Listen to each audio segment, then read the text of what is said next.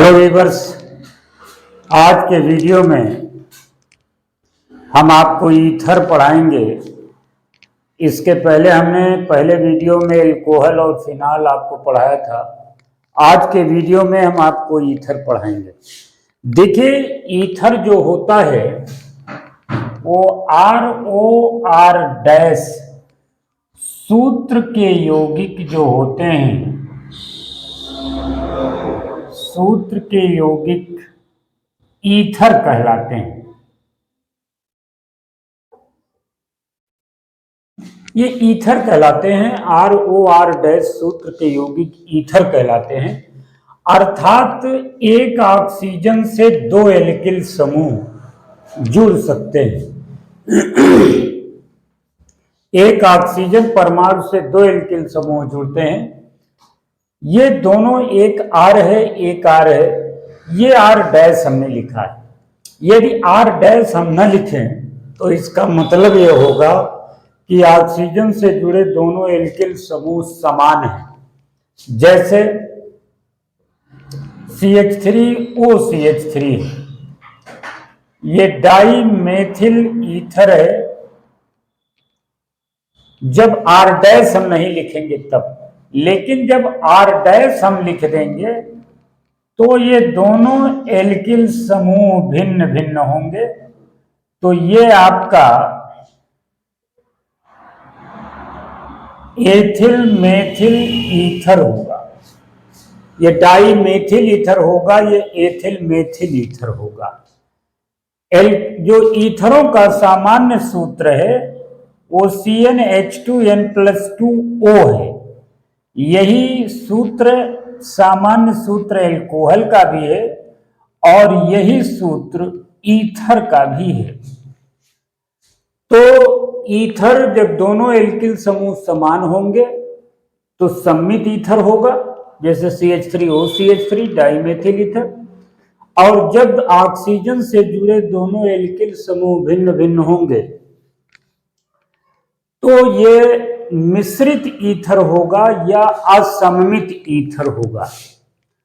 तो ईथर वह यौगिक हैं जिसमें दो एल्किल समूह एक ऑक्सीजन परमाणु से जुड़े होते हैं, और ईथरों का सामान्य सूत्र वही होता है जो एल्कोहल का सामान्य सूत्र होता है। अब एल्कोहल मिलते कैसे हैं, बनाए कैसे जाते हैं? देखिए, एल्कोहलों के दो अणुओं को आपस में जब अभिकृत किया जाता है तो ईथर प्राप्त होता है। जैसे C2H5OH प्लस HOC2H5, यहां पर OH और H मिलेगा तो ये बन जाएगा C2H5OC2H5 प्लस H2O। ये डाई एथिल ईथर होगा। यानी एल्कोहल के दो अणुओं को आपस में जब अभिकृत किया जाता है तो आपको ईथर मिलता है और जल का एक अणु बाहर निकलता है। अब ये आपका देखिए जल है, ये जल है।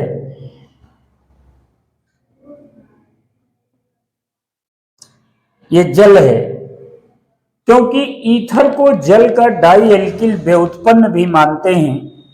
जैसे इस H को R द्वारा आपने हटा दिया, ये आपका एल्कोहल है।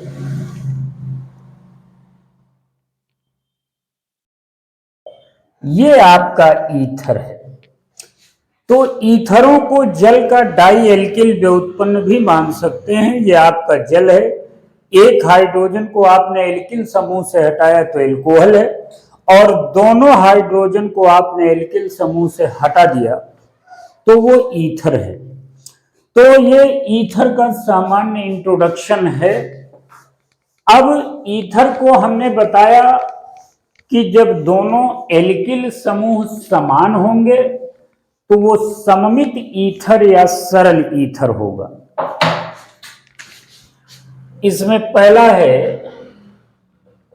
सममित ईथर या सरल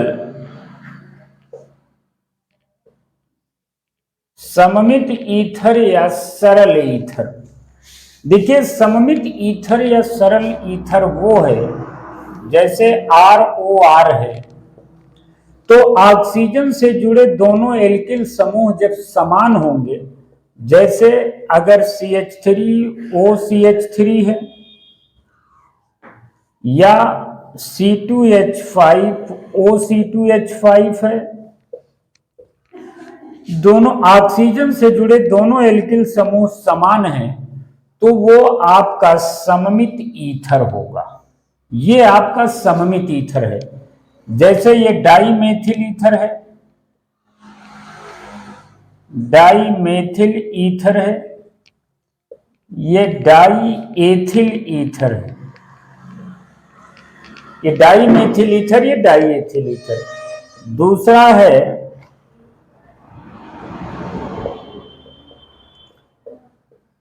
असममित ईथर या मिश्रित ईथर।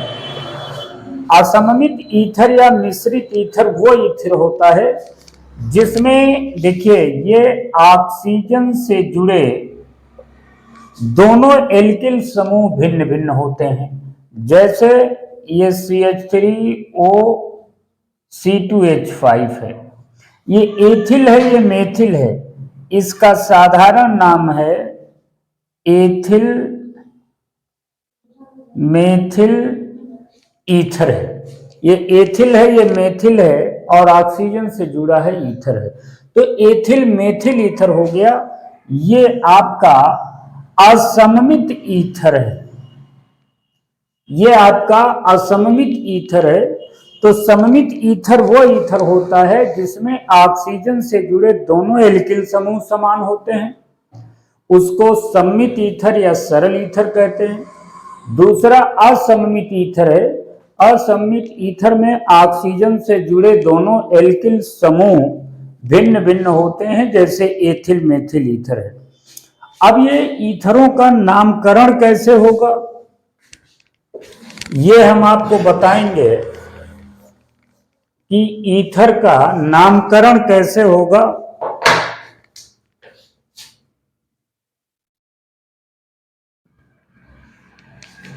नोमेनक्लेचर ऑफ ईथर,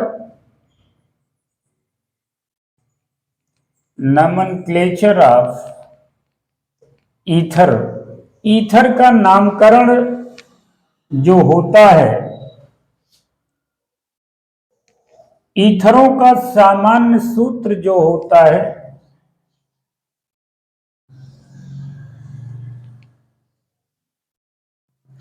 सामान्य सूत्र ये आपका अणु सूत्र है। ये साधारण नाम है, ये IUPAC नेम है।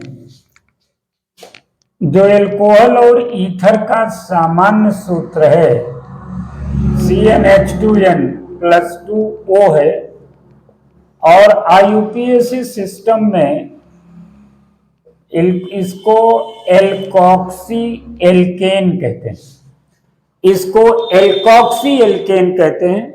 जैसे इस सूत्र के अनुसार यहां 2 रखेंगे तो ये C2 हो जाएगा, और 2 दूनी 4, 2 6 C2H6O हो जाएगा।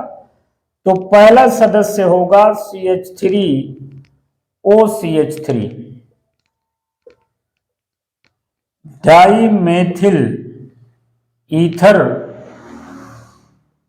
या मेथॉक्सी मेथेन, डाईमेथिल ईथर या मेथॉक्सी मेथेन होगा। दूसरा सदस्य होगा CH3OC2H5, साधारण नाम होगा एथिल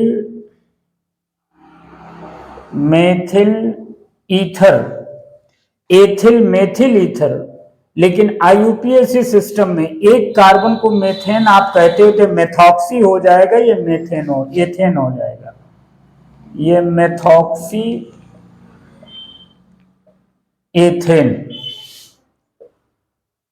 अगला C2H5 OC2H5 die ethyl ether